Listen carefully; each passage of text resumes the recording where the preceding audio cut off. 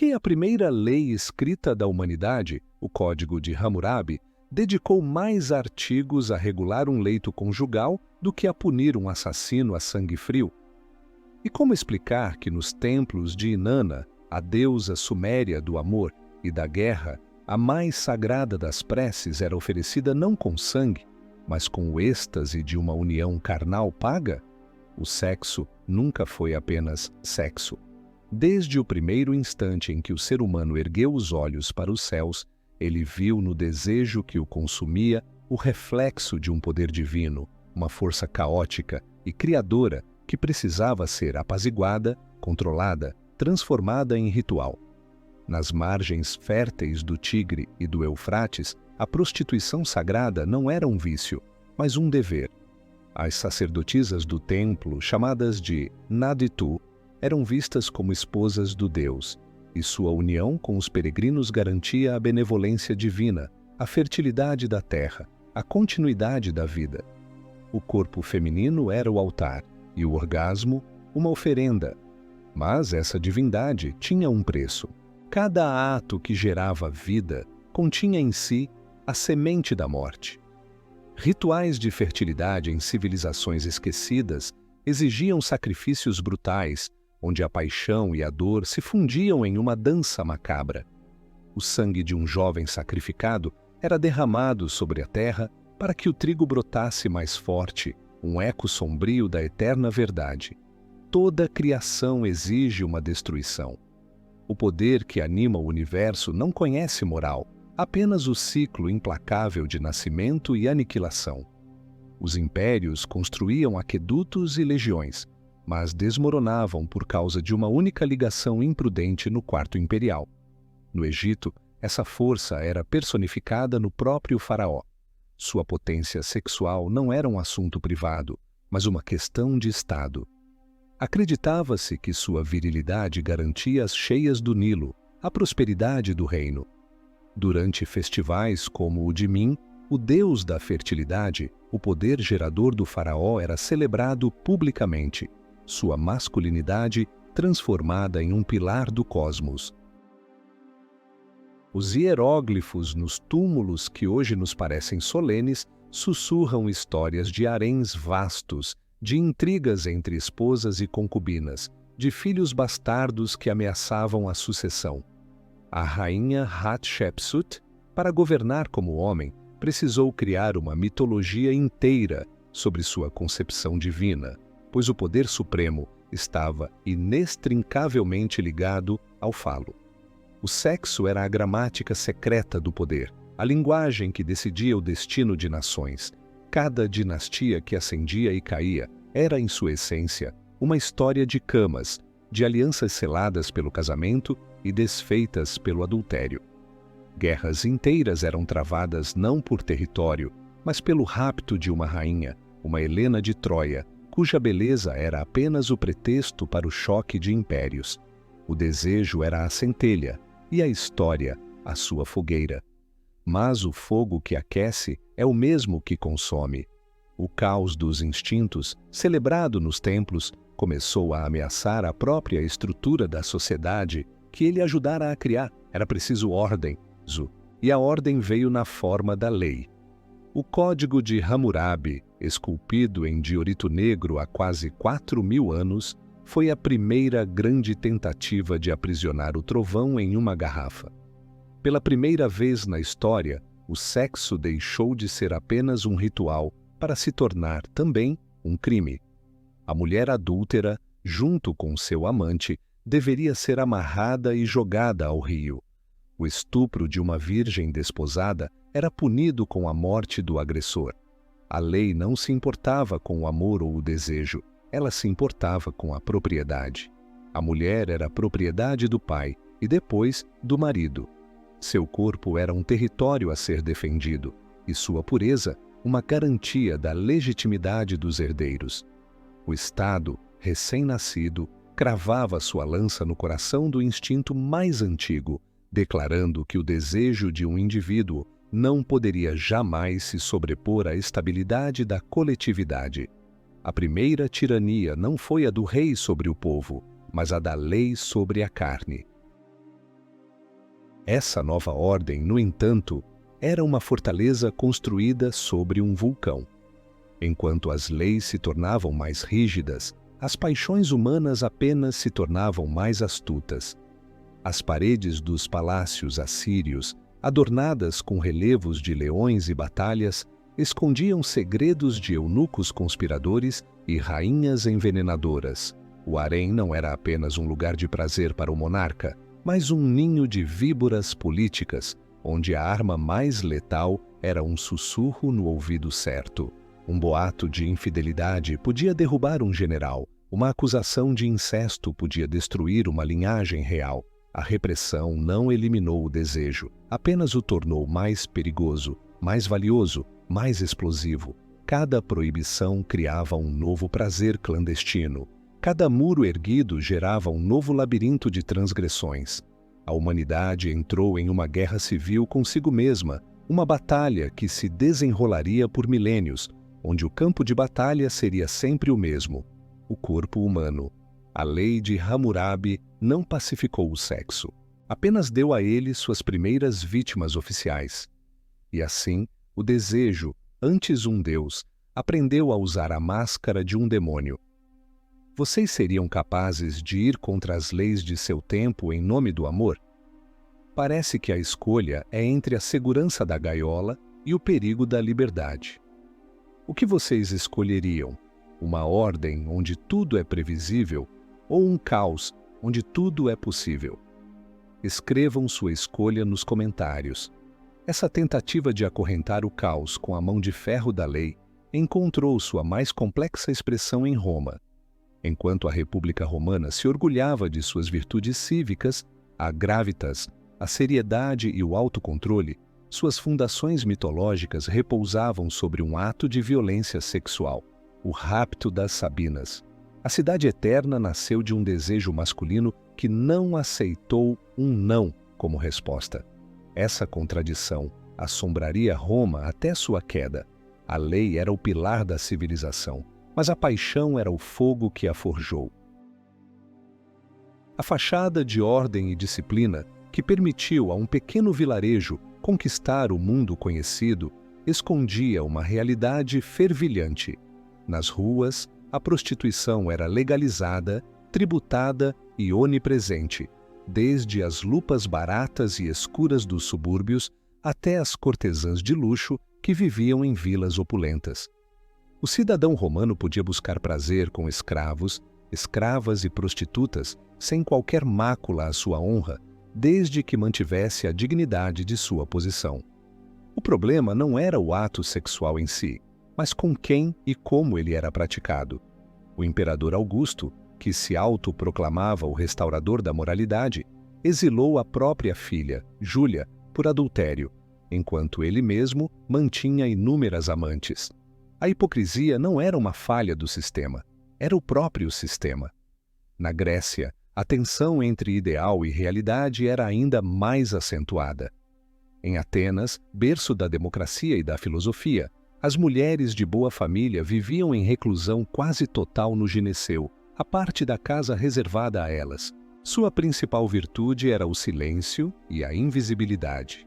Enquanto isso, nos simpósios, os banquetes onde os homens debatiam sobre a natureza da alma e do universo, a companhia feminina era a das hetairas, cortesãs cultas, versadas em música, dança e conversação. Aspásia de Mileto, a companheira de Péricles, era uma hetaira, cuja inteligência e eloquência eram admiradas por Sócrates. Ela influenciava a política da mais poderosa cidade-estado grega, mas não podia votar nem possuir propriedades.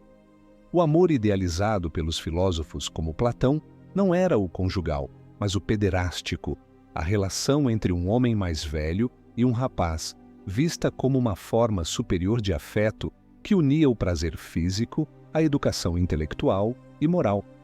O amor por um jovem era considerado o caminho para a virtude, enquanto o amor por uma mulher era visto como um impulso meramente reprodutivo. Era um mundo onde a alma tinha um gênero e a liberdade um preço. A religião oficial, com seu panteão de deuses lascivos e ciumentos, refletia essa moralidade ambígua. Zeus, o rei dos deuses, era um estuprador em série que se transformava em touro, cisne ou chuva de ouro para possuir mortais e deusas. Afrodite, a deusa do amor, era casada com o coxo Hefesto, mas mantinha um caso notório com Ares, o deus da guerra. Esses mitos não eram apenas histórias para entreter. Eram um espelho das paixões humanas, uma forma de reconhecer que o desejo era uma força divina, amoral e incontrolável. No entanto, quando essa força ameaçava a ordem social, a reação era implacável. As bacanais, festivais em honra a Dionísio, o deus do vinho e do êxtase, começavam como celebrações religiosas, mas frequentemente degeneravam em orgias frenéticas e violência. Em 186 a.C., o Senado romano, aterrorizado com a disseminação desses cultos, promoveu uma repressão brutal. Milhares de seguidores foram presos e executados, acusados de conspiração e depravação. O Estado temia menos a ofensa aos deuses do que a perda de controle sobre os corpos e mentes de seus cidadãos. A liberdade do êxtase era uma ameaça direta à disciplina da legião. A escravidão era o alicerce invisível e sujo sobre o qual repousava a magnificência do mundo antigo. O corpo de um escravo não lhe pertencia. Era um objeto à disposição de seu mestre, um receptáculo para seus desejos, frustrações e crueldades. Meninos e meninas eram vendidos em mercados para servir como brinquedos sexuais, suas vidas descartadas ao capricho de seus proprietários. O filósofo estoico Sêneca, que pregava a virtude e o autocontrole, pertencia a uma classe que via essa brutalidade como algo natural. Essa exploração sistêmica envenenava a alma de Roma. A devassidão da elite, imortalizada nas páginas de Suetônio e Tácito, não era apenas decadência pessoal, era um sintoma da podridão que corroía o império por dentro. Imperadores como Calígula e Nero transformaram o palácio em um palco de perversões sádicas, suas crueldades alimentadas por um poder absoluto que não conhecia limites. A queda de Roma não foi causada apenas por bárbaros nos portões. Foi acelerada pela exaustão moral de uma sociedade que havia perdido o respeito por si mesma. A paixão, que um dia fora a força vital de sua expansão, tornou-se o veneno de seu longo e doloroso declínio.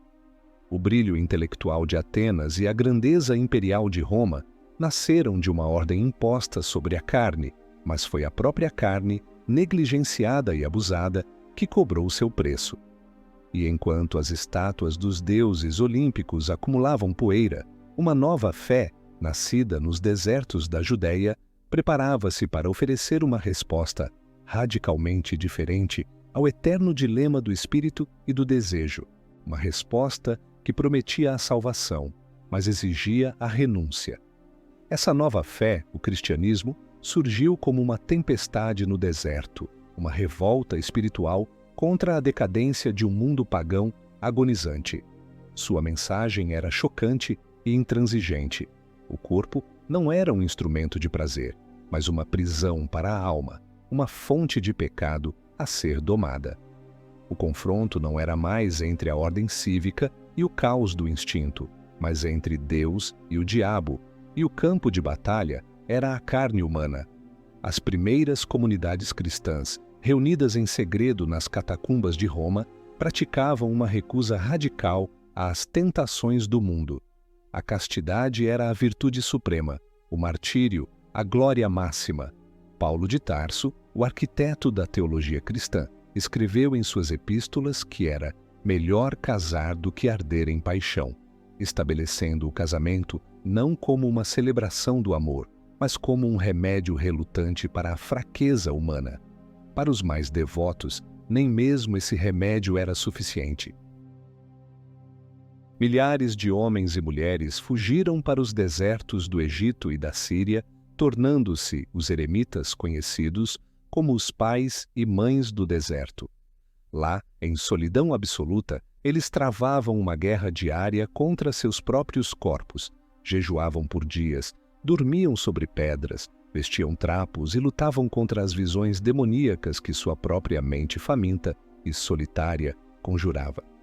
Os demônios que os assediavam assumiam quase sempre a forma de mulheres sedutoras, uma prova, para eles, de que o desejo sexual era a principal arma de Satanás. Essa demonização da carne levou a uma guerra literal contra o passado. À medida que o cristianismo ganhava poder, transformando-se de uma seita perseguida na religião oficial do Império Romano, seus seguidores mais fanáticos começaram a destruir os símbolos do mundo que haviam suplantado. Templos antigos foram saqueados e incendiados. Suas estátuas de deuses e deusas, outrora veneradas, foram quebradas e decapitadas, vistas como ídolos pagãos e efígies da depravação. A grande biblioteca de Alexandria, um tesouro do conhecimento antigo, foi incendiada por uma multidão cristã que via em seus pergaminhos a sabedoria de um mundo condenado. O belo corpo nu, celebrado na arte grega como o ápice da perfeição, tornou-se um objeto de vergonha e horror. A nudez passou a ser associada não mais à inocência ou à divindade, mas à queda, ao pecado original de Adão e Eva. Foi uma reviravolta copernicana na consciência ocidental. O mundo não era mais um lugar de deuses lascivos e ninfas, mas um vale de lágrimas, um teste de resistência contra as tentações da carne. O prazer, antes um presente dos deuses, tornou-se uma armadilha do diabo. Nem todos, no entanto, interpretavam a nova fé dessa maneira.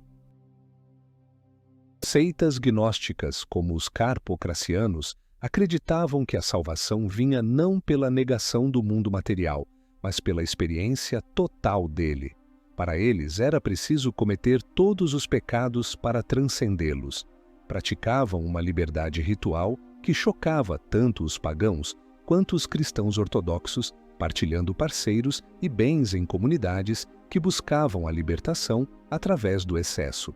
Essa liberdade, claro, não podia ser tolerada. A Igreja, cada vez mais organizada e hierárquica, via nos gnósticos uma ameaça mortal. Eles foram caçados, seus textos foram queimados e seus seguidores exterminados. A ortodoxia venceu não por ter os melhores argumentos, mas por ter as espadas mais afiadas. Para consolidar seu poder, a Igreja precisava de controle, e o controle mais eficaz é aquele exercido sobre o corpo. A instituição do celibato para os sacerdotes, formalizada ao longo de séculos, não foi apenas uma medida espiritual, foi uma brilhante jogada política. Um sacerdote sem família era um homem cuja única lealdade era para com a Igreja. Seus bens, sua vida, sua energia, tudo pertencia à instituição. Ao cortar os laços da carne, a Igreja forjou uma corrente de poder mais forte que qualquer dinastia. As histórias das mártires cristãs, como Santa Inês ou Santa Ágata, tornaram-se as novas epopeias da época. Eram jovens que desafiavam a autoridade de seus pais e do Estado romano, preferindo a tortura e a morte a se casarem com um pagão e violarem seu voto de virgindade a Cristo. Seus corpos, torturados e mutilados, tornaram-se símbolos da pureza, triunfando sobre a corrupção do mundo. O martírio era o orgasmo espiritual da nova era, um clímax de dor e fé que prometia uma recompensa celestial. A antiga aliança entre sexo e poder, visível nos rituais de fertilidade e nas dinastias faraônicas, foi substituída por uma nova aliança, a do poder e da repressão. O mundo antigo não morreu de velhice. Ele foi assassinado em nome de um novo Deus que exigia um sacrifício inédito, o sacrifício do próprio desejo. A humanidade, em sua busca pela salvação da alma, declarou guerra ao seu próprio corpo, iniciando um cerco que duraria mais de 1000 anos e cujas cicatrizes ainda hoje marcam nossa civilização. Uma nova e sombria era, a Idade Média, estava prestes a nascer das cinzas do Império Romano, trazendo consigo uma moralidade de contrastes brutais. A Idade Média teceu um mundo de contradições assombrosas. De um lado, a sombra onipresente do claustro, com a Igreja ditando as regras mais estritas sobre o corpo, do outro, a espada do cavaleiro, forjando um ideal de amor que desafiava diretamente essas mesmas regras. Publicamente, o casamento era um sacramento, mas, na prática, para a nobreza, era uma transação comercial, uma aliança de terras e títulos, onde o afeto era um luxo irrelevante. A Igreja proibia o sexo fora do casamento e, dentro dele, o limitava a uma única posição e a um único propósito: a procriação. Qualquer variação, qualquer busca pelo prazer, era considerada um pecado mortal. O sexo era um dever sombrio, realizado sob o olhar vigilante de Deus e dos confessores. No entanto, dessa repressão sufocante nasceu uma das mais belas e subversivas invenções culturais do Ocidente: o amor cortês. Nos castelos do sul da França, os trovadores começaram a cantar sobre um novo tipo de amor, um amor adúltero, secreto e idealizado, dirigido a uma dama casada, a esposa de seu suzerano. Era um amor impossível, baseado no desejo insatisfeito, na devoção e no serviço.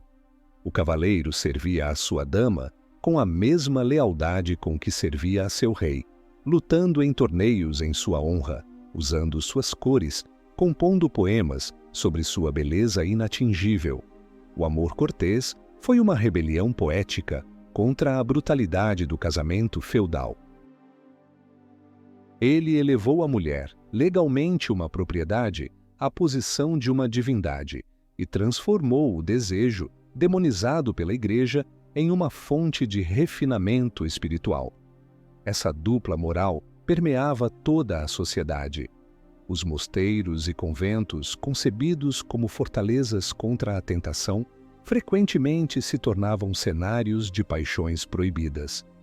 As crônicas medievais estão repletas de histórias de monges que mantinham amantes e freiras que davam à luz em segredo. A fuga de Abelardo, o mais brilhante filósofo de sua época, com sua aluna Heloísa, e a castração brutal que ele sofreu como punição, tornaram-se uma lenda, um testemunho trágico do conflito entre a paixão e a disciplina eclesiástica. A repressão constante gerava uma curiosidade mórbida e uma obsessão pelo pecado. Os manuais para confessores detalhavam as perversões sexuais com uma imaginação que faria corar o Marquês de Sade, para que os padres pudessem interrogar os penitentes. Ao tentar mapear o inferno do desejo, a Igreja acabou por desenhar seus contornos com uma precisão fascinante. O desejo não morre quando é proibido, ele apenas se torna mais complexo, mais perigoso e, para alguns, mais atraente. As cruzadas foram o ápice dessa mentalidade contraditória. Milhares de cavaleiros e soldados marcharam para a Terra Santa, movidos por um fervor religioso genuíno, para libertar o túmulo de Cristo dos infiéis. No entanto, essa piedade marcial era acompanhada por uma explosão de violência sem precedentes, incluindo a violência sexual. No caminho e nas terras conquistadas, os exércitos cruzados pilhavam, estupravam e massacravam. A libertação de Jerusalém em 1099 foi seguida por um banho de sangue que chocou até mesmo os cronistas da época. O cavaleiro que rezava pela manhã podia estuprar à tarde sem sentir que traía seus votos. Na mentalidade medieval, o corpo de uma mulher infiel não tinha o mesmo valor que o de uma cristã. A violência sexual tornou-se uma arma de guerra, uma forma de humilhar o inimigo, de profanar sua fé e sua cultura. A espada que defendia a honra da Virgem Maria era a mesma que violava mulheres em seu nome. A hipocrisia era a armadura da fé. No final da Idade Média, o medo e a suspeita que pairavam sobre o sexo encontraram um novo e aterrorizante alvo: a bruxa. A caça às bruxas, que atingiria seu clímax em séculos posteriores, começou a tomar forma nesse período. A Igreja, confrontada com heresias e agitação social, precisava de um bode expiatório, e encontrou-o na figura da mulher que, supostamente, fazia um pacto com o diabo. O crime central da bruxa, segundo os inquisidores, era o sexo com o demônio. Nos interrogatórios conduzidos sob tortura, milhares de mulheres, em sua maioria curandeiras, viúvas ou simplesmente mulheres independentes, confessavam ter participado de sabás noturnos, orgias com Satanás e outros demônios. O Maleus Maleficarum, o Martelo das Bruxas, um manual para inquisidores publicado no final do século XV, descrevia com detalhes obsessivos a lascívia insaciável das mulheres que as tornava presas fáceis para o diabo. A caça às bruxas foi, em essência, uma guerra contra o conhecimento feminino sobre o corpo, sobre ervas, contracepção e parto, e uma expressão brutal da ansiedade masculina em relação à sexualidade feminina, vista como uma força misteriosa, poderosa e potencialmente destrutiva. O que vocês fariam se vivessem em uma época que exigisse a denúncia de seus vizinhos por bruxaria para provar sua própria inocência? A escolha parece ser entre a sobrevivência e a consciência. Vocês preferem a segurança da conformidade ou a dignidade da resistência? Deixem sua resposta nos comentários. Essa longa e sombria noite medieval, no entanto, continha as sementes de seu próprio despertar. O culto da bela dama, nascido nos castelos, e a veneração da Virgem Maria, promovida pela Igreja, embora contraditórios, partilhavam uma característica. Ambos idealizavam a mulher, colocando-a em um pedestal. E foi essa idealização, combinada com uma redescoberta dos textos clássicos da antiguidade, que preparou o terreno para a Renascença. O corpo, por tanto tempo visto como uma fonte de vergonha, estava prestes a ser redescoberto, celebrado e, mais uma vez, transformado em um campo de batalha. Artistas e cientistas ousariam olhar para a carne humana com novos olhos, e essa redescoberta desencadearia uma reação tão feroz e sangrenta quanto a própria Inquisição que a condenava. A Europa estava à beira de um carnaval de genialidade e de um banho de sangue, e ambos seriam alimentados pela mesma força indomável. A Renascença foi uma explosão de luz ofuscante após séculos de penumbra. Na Itália, o corpo humano, por tanto tempo envolto em vergonha, foi redescoberto e celebrado com uma paixão quase religiosa. Artistas como Michelangelo e Leonardo da Vinci não eram apenas criadores, eram exploradores, desafiavam a proibição da Igreja e dissecavam cadáveres secretamente à luz de velas para desvendar os mistérios da anatomia humana. O conhecimento que adquiriam não era apenas científico, era a base para uma revolução artística. O Davi de Michelangelo não é apenas a estátua de um herói bíblico, é um hino à perfeição do corpo masculino, uma fusão de idealismo grego e realismo científico. A Vênus de Botticelli, nascendo da espuma do mar, devolveu à deusa do amor sua divindade, despida do pecado. Essa celebração da carne não se limitava aos ateliês. As cortes italianas, especialmente em cidades como Florença, Roma e Veneza, tornaram-se centros de uma nova cultura de sofisticação e prazer. As cortesãs, como Verônica Franco em Veneza, não eram meras prostitutas. Eram mulheres cultas, poetisas, musicistas, que participavam dos debates intelectuais da época e cuja companhia era disputada por cardeais, nobres e embaixadores. Elas possuíam uma liberdade e uma influência impensáveis para as mulheres casadas, mas essa liberdade tinha um preço: a constante ameaça da desonra, da doença e da violência. O epicentro dessa revolução cultural e moral foi, paradoxalmente, a própria sede da Igreja Católica, o Vaticano. Sob papas como Alexandre VI, da notória família Borgia, a corte papal se transformou em um teatro de ambição, luxo e depravação. Acusações de simonia, nepotismo, incesto e envenenamento pairavam sobre o papado. Os Borgia usavam o casamento de seus filhos, César e Lucrécia, como peões em seu jogo de poder, anulando uniões e forjando novas alianças conforme sua conveniência política. As festas no Vaticano eram lendárias por seu esplendor e sua licenciosidade. O poder espiritual supremo da cristandade estava mergulhado nos prazeres mais terrenos. O Papa não era apenas um líder religioso, era um monarca renascentista, um patrono das artes e, muitas vezes, um pecador em escala principesca. Essa contradição entre a doutrina e a prática, entre a pureza exigida dos fiéis e a corrupção da liderança, tornou-se insustentável. A Renascença criou a beleza que a enfraqueceria e o pecado que a condenaria. A reação não tardou. Ao norte dos Alpes, um monge agostiniano chamado Martinho Lutero, horrorizado com a venda de indulgências e a imoralidade que testemunhou em Roma, iniciou um protesto que abalaria a Europa até seus alicerces. A Reforma Protestante foi, em muitos aspectos, uma revolta puritana contra o que era percebido como a depravação da Igreja Católica. Os reformadores, como Lutero e Calvino, pregavam um retorno a uma fé mais austera e pessoal. Eles aboliram o celibato clerical, defendendo o casamento como o estado ideal para todos, mas, ao mesmo tempo, reforçaram o controle patriarcal sobre a família. A sexualidade foi confinada estritamente ao leito conjugal e qualquer desvio era visto com ainda mais severidade do que antes.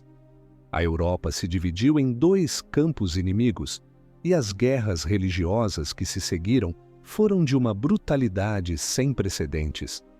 Católicos e protestantes massacraram-se mutuamente em nome do verdadeiro Deus, acusando-se reciprocamente de heresia e perversão sexual. O corpo que a Renascença havia começado a libertar foi novamente aprisionado, desta vez não apenas pela teologia, mas também pelo conflito político. E em meio a esse choque de titãs, a arte renascentista e a fúria reformista, a caça às bruxas atingiu seu apogeu monstruoso. A invenção da imprensa, que permitiu a disseminação das ideias humanistas e dos panfletos de Lutero, também espalhou o Maleus Maleficarum por toda a Europa. A fobia à bruxaria se tornou uma epidemia de histeria em massa, alimentada pela instabilidade política e religiosa. Dezenas de milhares de mulheres e alguns homens foram torturadas e queimadas na fogueira, tanto em terras católicas quanto protestantes.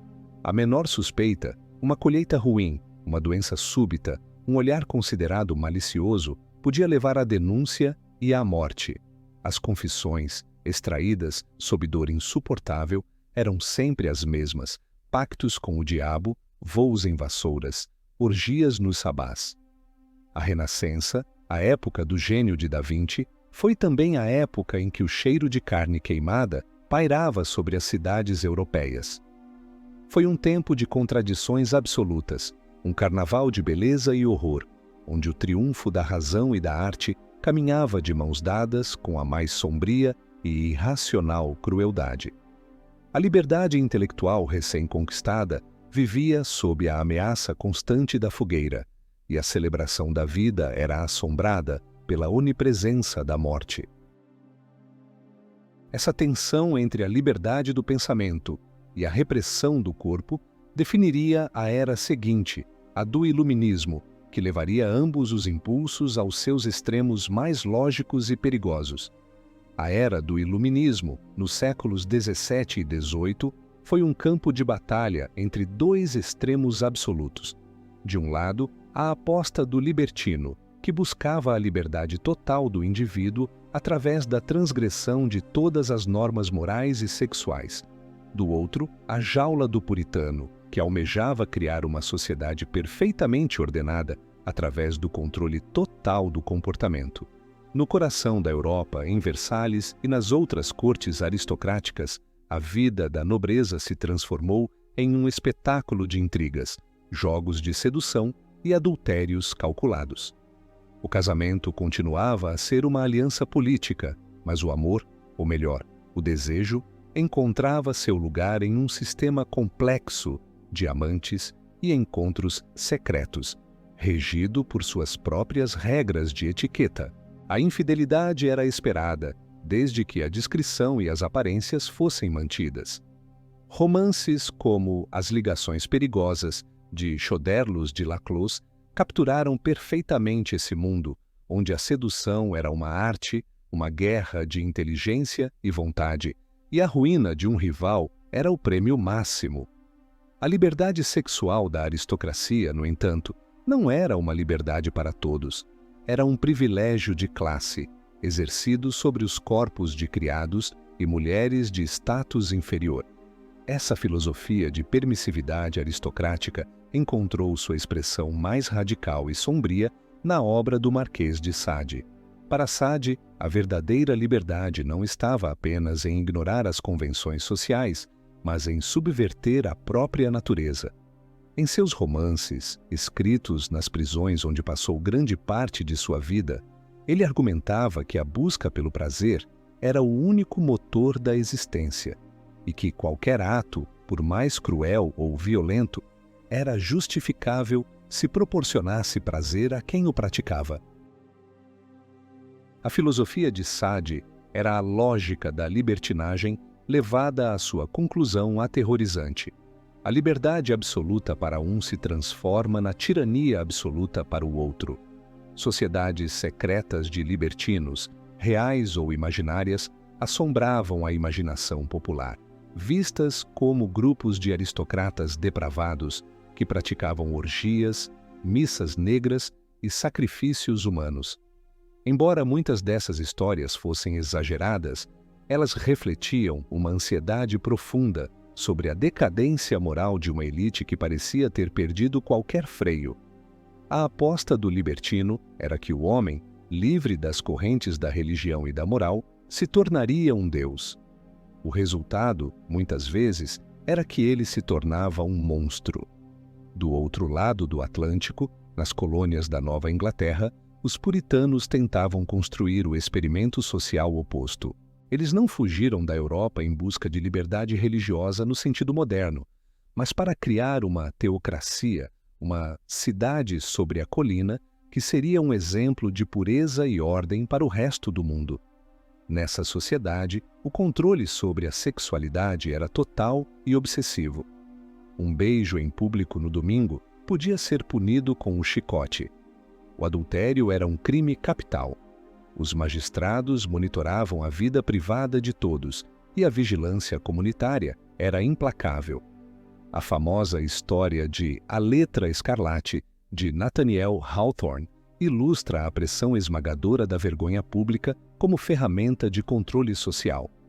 Os julgamentos das bruxas de Salem, em 1692, foram o clímax dessa paranoia, onde acusações de atividade sexual com o diabo, nascidas de histeria adolescente e disputas locais, levaram à execução de 20 pessoas. A jaula do puritano prometia segurança e ordem, mas o preço era a erradicação da privacidade, da espontaneidade e da misericórdia. Era um mundo onde a comunidade devorava o indivíduo em nome de sua própria salvação. Em meio a essa guerra entre a licença e a repressão, surgiu uma nova arma: a pornografia. Os primeiros romances pornográficos, como Fanny Hill, na Inglaterra, ou Thérèse Philosophe, na França, eram mais do que simples entretenimento erótico.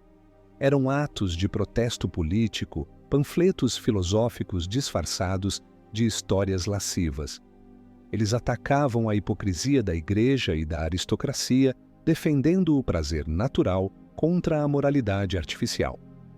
Eram livros proibidos, impressos e distribuídos clandestinamente, e sua leitura era um ato de rebelião. Eles argumentavam que o desejo sexual era uma força da natureza e que as tentativas de reprimi-lo eram a verdadeira perversão. Essa batalha de ideias, travada em salões filosóficos e em bordéis, em tratados sobre a razão e em romances pornográficos, acabou explodindo nas ruas. As grandes revoluções do final do século XVIII, a americana e a francesa, foram lutas pela liberdade política, mas também foram acompanhadas por uma convulsão moral. A queda da Bastilha e o terror jacobino que se seguiu foram marcados por uma explosão de violência, onde os inimigos políticos eram frequentemente acusados de depravação sexual para justificar sua execução no cadafalso. A busca pela liberdade absoluta, seja no quarto ou na nação, provou ser um caminho perigoso, pavimentado com utopias e guilhotinas. O século XIX, a era vitoriana, ergueu o império da repressão a um novo patamar de perfeição hipócrita. Em público, a moralidade era um monólito de rigidez inquestionável. A família era o santuário sagrado da nação, o lar, um refúgio da corrupção do mundo exterior, e a mulher, seu anjo, uma criatura pura, assexuada, dedicada exclusivamente ao marido e aos filhos. Qualquer menção pública ao sexo era tabu. As pernas das mesas eram cobertas por panos para não sugerirem a forma de uma perna feminina. Os médicos ensinavam que as mulheres decentes não sentiam prazer sexual e que o desejo era um sintoma de histeria, uma doença a ser tratada com repouso, duchas frias ou, em casos extremos, a remoção do clitóris. A ignorância sexual era cultivada como uma virtude. As jovens iam para o casamento sem a menor ideia do que as esperava na noite de núpcias. A repressão era a linguagem oficial de um império que se via como o auge da civilização, mas essa linguagem escondia uma gramática secreta de desejos monstruosos. O paradoxo vitoriano era que, ao tentar sufocar o sexo, a sociedade se tornou completamente obcecada por ele. O avesso desse mundo de fachadas respeitáveis era um submundo vasto e sombrio. Nas ruas enevoadas de Londres, a capital do império, a prostituição atingiu uma escala industrial. Dezenas de milhares de mulheres e meninas, muitas delas crianças, vendiam seus corpos para sobreviver. Eram as filhas da Revolução Industrial, camponesas expulsas de suas terras ou operárias de fábrica, cujos salários de fome não eram suficientes para se manterem. Seus clientes vinham de todas as classes sociais, desde trabalhadores e marinheiros até aristocratas e membros do parlamento, que, durante o dia, proferiam discursos sobre a santidade da família. Fumódromos de ópio, bordéis de luxo, teatros de variedades com espetáculos picantes e uma florescente indústria de pornografia clandestina compunham o cenário noturno da metrópole. No outono de 1888, esse submundo ganhou um rosto, ou melhor, uma sombra aterrorizante. Jack, o Estripador. O assassino em série que caçava e mutilava prostitutas no bairro de Whitechapel tornou-se um símbolo sangrento da dupla moral vitoriana. Ele era um monstro gerado pela escuridão que a sociedade se recusava a reconhecer, sua brutalidade um reflexo distorcido da violência e do desprezo que essa mesma sociedade nutria por suas mulheres mais vulneráveis. A repressão, como sempre, gerou sua própria rebelião. O final do século XIX viu o nascimento do movimento feminista. As primeiras sufragistas lutando pelo direito ao voto rapidamente perceberam que a emancipação política era inseparável da emancipação corporal. Elas começaram a lutar pelo direito à educação, ao trabalho, a controlar suas próprias propriedades e, o mais radical de tudo, a dizer não ao sexo dentro do casamento. Elas denunciaram o duplo padrão que permitia aos homens ter amantes, enquanto exigia a pureza absoluta das mulheres. Figuras como a anarquista Emma Goldman foram ainda mais longe, defendendo o amor livre e o controle de natalidade, ideias tão chocantes para a época que eram consideradas uma ameaça à própria civilização. A luta pelo direito de dispor do próprio corpo havia começado, e seria uma das batalhas mais longas e difíceis do século seguinte. A sociedade vitoriana defendia sua moralidade com uma ferocidade implacável, e aqueles que ousavam desafiá-la eram publicamente destruídos. O caso de Oscar Wilde, em 1895, foi o mais notório desses rituais de sacrifício. O brilhante dramaturgo e escritor, no auge de sua fama, foi processado por indecência grave devido à sua relação homossexual com o jovem Lord Alfred Douglas. O julgamento se transformou em um espetáculo de humilhação pública. Os detalhes de sua vida privada foram expostos nos jornais e sua arte foi usada como prova de sua perversão. Condenado a 2 anos de trabalhos forçados, Wilde saiu da prisão um homem arruinado, física e espiritualmente. Seu caso serviu como um aviso aterrorizante para qualquer um que vivesse fora das normas estritas da heterossexualidade e da discrição. A mesma repressão era usada como ferramenta do Império. Na Índia, na África e em outras colônias, a violência sexual contra as mulheres nativas era uma prática comum e tácita de dominação, uma forma de afirmar a superioridade do homem branco. O estupro era uma arma do poder colonial, reforçando a ideia de que tanto a terra quanto os corpos de seus habitantes estavam lá para serem conquistados e explorados. O império da repressão era, em sua essência, um império construído sobre a exploração do corpo do outro, seja a prostituta em Londres, a esposa em casa ou a mulher na colônia. Mas a pressão dentro dessa caldeira moral estava atingindo um ponto insustentável. O século XX estava prestes a explodir, e as trincheiras da Primeira Guerra Mundial se tornariam o túmulo da hipocrisia vitoriana. Vocês se sentiriam mais seguros em um mundo de regras claras, mesmo que hipócritas, ou em um mundo onde as máscaras caem, revelando verdades desconfortáveis? Escolham entre a ilusão confortável ou a realidade brutal. Deixem sua opinião nos comentários. A Primeira Guerra Mundial foi o estilhaço que quebrou o espelho vitoriano. A carnificina sem precedentes nas trincheiras da Europa destruiu não apenas uma geração de jovens, mas também a velha ordem moral. Os milhões de homens que marcharam para a guerra em 1914 acreditavam nas virtudes do dever, da honra e do sacrifício pela pátria.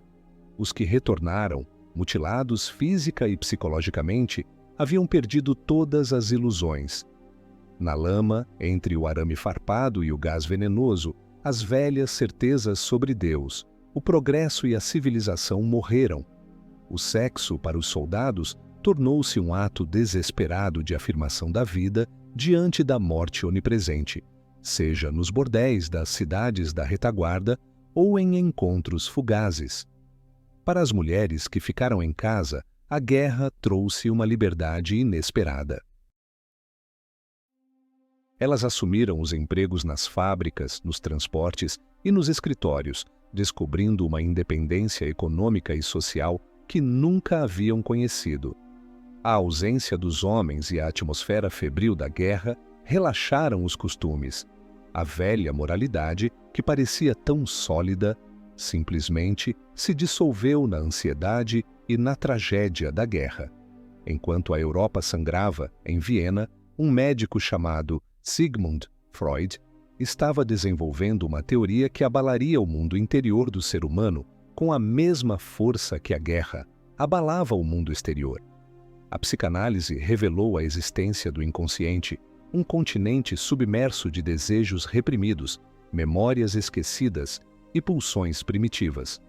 No centro desse continente, segundo Freud, estava a libido, a energia sexual que governava nosso comportamento de maneiras que mal podíamos compreender. O complexo de Édipo, a inveja do pênis, os sonhos como a realização de desejos, essas ideias eram profundamente chocantes para uma sociedade que ainda tentava fingir que o sexo não existia. Freud mostrou que a repressão não eliminava o desejo, apenas o transformava em neurose, em histeria, em sintomas que assombravam a vida das pessoas. Ele argumentou que a civilização era construída sobre a sublimação do instinto sexual, mas que essa construção tinha um custo psicológico altíssimo. A psicanálise se tornou ao mesmo tempo um escândalo e uma moda, oferecendo uma nova linguagem para falar sobre os segredos mais profundos da alma humana. O sexo não era mais apenas um pecado ou um dever, era a chave para entender quem éramos. O fim da guerra deu lugar aos loucos anos 20, uma década de hedonismo febril, uma tentativa desesperada de esquecer o trauma nas pistas de dança. A geração perdida, como foi chamada, entregou-se ao jazz, ao álcool da lei seca e a uma nova liberdade sexual. A moda feminina passou por uma revolução. As mulheres cortaram os cabelos, encurtaram as saias, abandonaram os espartilhos e começaram a fumar e a beber em público. A melindrosa tornou-se o ícone da época, uma jovem que desafiava todas as convenções. Nos cabarés de Berlim, Paris e Nova York, a experimentação sexual floresceu.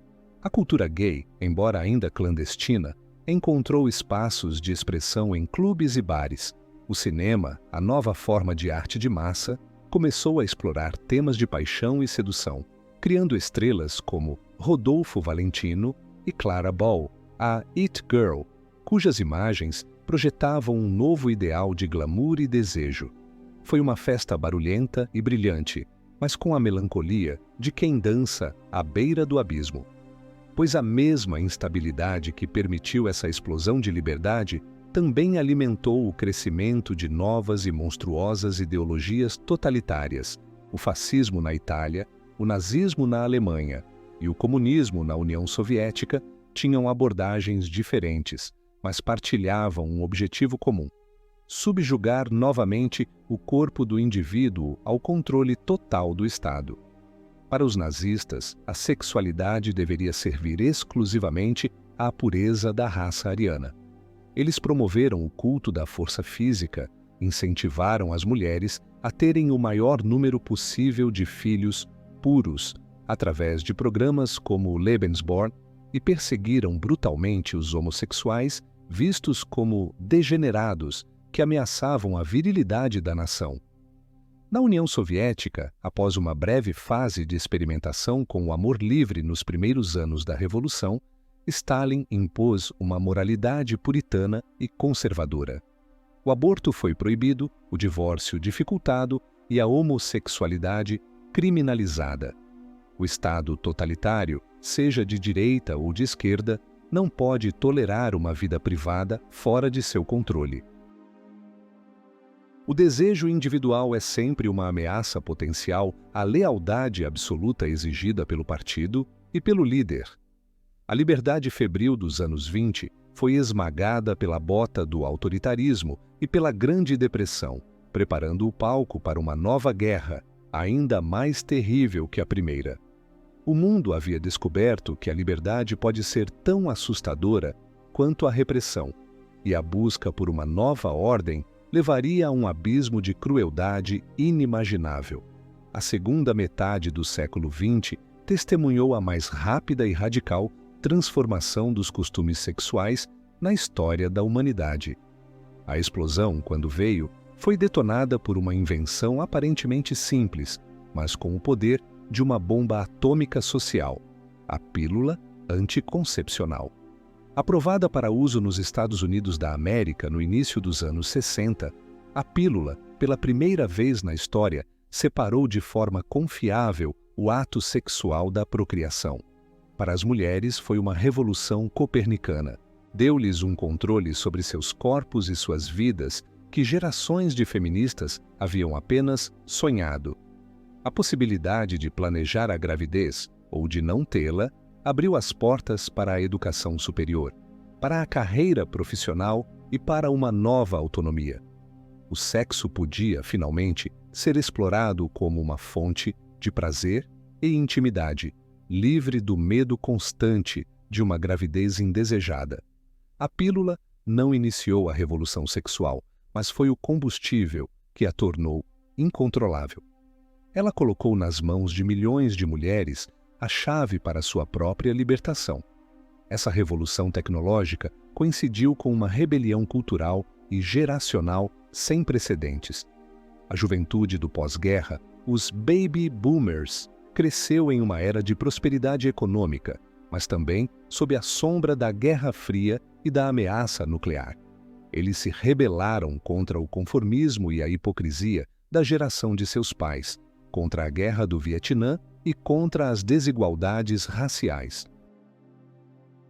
O movimento hippie, com seu slogan "Faça amor, não faça guerra", propunha uma nova forma de vida baseada na paz, no amor livre e na comunidade. O Verão do Amor, de 1967, em São Francisco, e o Festival de Woodstock, em 1969, tornaram-se símbolos icônicos dessa contracultura.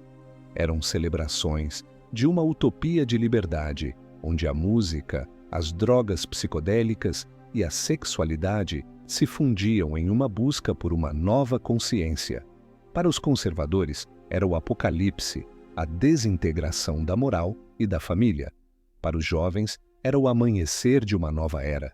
Enquanto a contracultura celebrava a liberdade heterossexual, outra revolução, mais silenciosa e perigosa, estava em gestação. Por décadas, a comunidade de lésbicas, gays, bissexuais e transgêneros viveu nas sombras, sob a ameaça constante de leis que criminalizavam sua existência, de violência policial e de ostracismo social. Na madrugada de 28 de junho de 1969, essa comunidade disse: "Basta". Quando a polícia de Nova York fez uma batida de rotina no bar gay Stonewall Inn, os frequentadores, liderados por mulheres trans e drag queens, revidaram. A batida se transformou em dias de motins e confrontos. Os motins de Stonewall não foram o início da luta pelos direitos LGBT, mas foram a faísca que acendeu um movimento global. Pela primeira vez, a comunidade gay lutou abertamente, exigindo não mais tolerância, mas direitos e visibilidade. O grito de "fora do armário" para as ruas ecoou, e a Parada do Orgulho Gay se tornou um ato anual de afirmação e protesto. A batalha pela aceitação seria longa e árdua, marcada pela tragédia da epidemia de AIDS nos anos 80, mas a rebelião de Stonewall tornou o retorno ao silêncio impossível. A luta pelo controle do corpo feminino teve seu campo de batalha mais acirrado na questão do aborto. A decisão da Suprema Corte dos Estados Unidos da América, no caso Roe versus Wade, em 1973, que legalizou o aborto em todo o país, foi uma vitória monumental para o movimento feminista, mas também galvanizou uma oposição feroz à direita religiosa, que se organizou politicamente como nunca antes. A questão do aborto se tornou uma das linhas de falha mais profundas e polarizadoras da sociedade. Clínicas de aborto foram bombardeadas, médicos foram assassinados e a retórica política atingiu níveis de virulência extremos. A batalha não era apenas sobre um procedimento médico, era uma guerra de visões de mundo, sobre o papel da mulher, a definição da vida e a relação entre moralidade, religião e lei. Os anos 60 e 70 foram uma época de euforia e confronto, uma série de batalhas contínuas travadas nas ruas, nos tribunais, nos parlamentos e nas camas. A velha ordem foi abalada, mas não destruída. A reação conservadora, que chegaria ao poder nos anos 80, com figuras como Ronald Reagan e Margaret Thatcher, lançou uma contra-revolução cultural tentando reverter as conquistas da era anterior. A revolução sexual não terminou.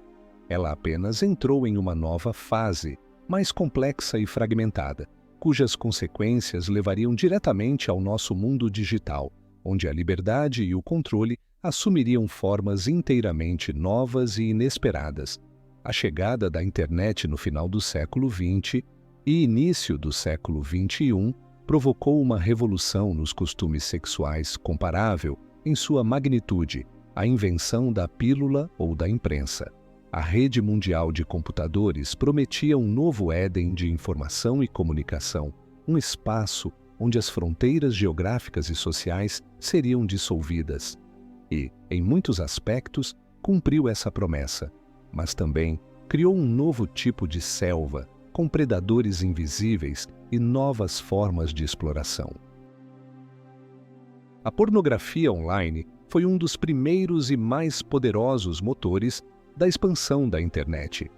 Ela ofereceu um acesso instantâneo, anônimo e virtualmente ilimitado a um volume de material erótico que era simplesmente inimaginável para as gerações anteriores. Para muitos, isso representou uma forma de liberação, uma oportunidade de explorar fantasias em particular, sem vergonha ou julgamento.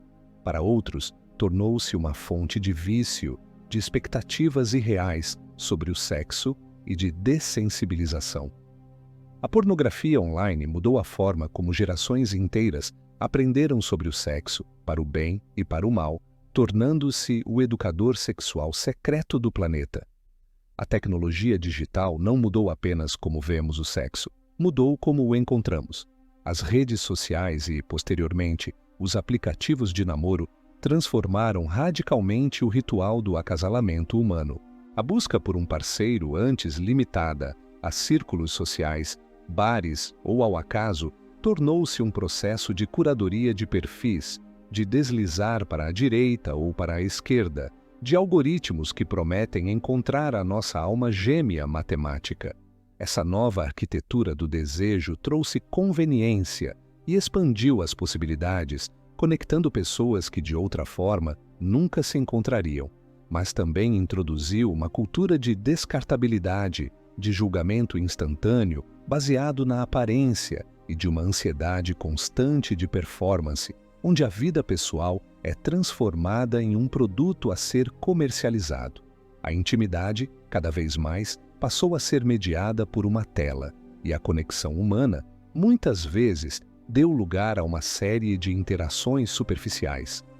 A carne se tornou digital e a sedução um jogo de polegares. No entanto, essa mesma tecnologia que parecia atomizar as relações também se tornou uma ferramenta poderosa para a ação coletiva. O movimento Me Too, que explodiu globalmente em 2017, demonstrou o poder das redes sociais para dar voz aos silenciados. Milhões de mulheres usaram a hashtag para compartilhar suas histórias de assédio e agressão sexual, expondo a escala endêmica do problema em todas as indústrias e classes sociais. Homens poderosos que por décadas haviam agido com impunidade foram derrubados da noite para o dia. O Me Too forçou um acerto de contas global com a cultura do silêncio e da cumplicidade que permitia a violência sexual. Foi uma revolta digital, um levante que mostrou que a vergonha estava, finalmente, mudando de lado, passando da vítima para o agressor. A tecnologia deu às mulheres um megafone que ecoou por todo o mundo, provando que nenhuma jaula, mesmo a digital, é a prova de fuga quando a fúria acumulada encontra uma saída. O espaço digital tornou-se o novo campo de batalha das guerras culturais. Debates sobre os direitos das pessoas transgênero, sobre a educação sexual nas escolas, sobre a linguagem inclusiva e sobre a própria definição de gênero passaram a dominar o discurso público, frequentemente com uma polarização e uma agressividade extremas. As bolhas de filtro das redes sociais amplificaram as divisões, criando câmaras de eco onde as visões de mundo raramente são desafiadas, mas constantemente reforçadas. Ao mesmo tempo, a era digital gerou novos e assustadores problemas. O cyberbullying, a pornografia de vingança como arma de humilhação, o vazamento de dados pessoais e a crescente vigilância de nossa vida privada por corporações e governos. A liberdade de expressão colide constantemente com a necessidade de proteção contra o discurso de ódio. A corrida entre a tecnologia e a moral se acelerou a um ritmo vertiginoso, e a moral, como sempre, está vários passos atrás. Estamos mais conectados do que nunca, mas talvez mais solitários. Percorremos um longo caminho, desde os rituais sagrados ao redor da fogueira até o deslizar de dedos na tela de um smartphone. parece que todas as proibições foram derrubadas e todos os segredos revelados. O desejo, que já foi um deus, um demônio, um crime e uma doença, hoje é um dado, um produto, um perfil a ser otimizado. Mas vocês não têm a sensação de que, ao obter acesso ilimitado à informação sobre o sexo, começamos a perder o seu mistério? Escrevam nos comentários o que para vocês se tornou mais importante nessa nova era.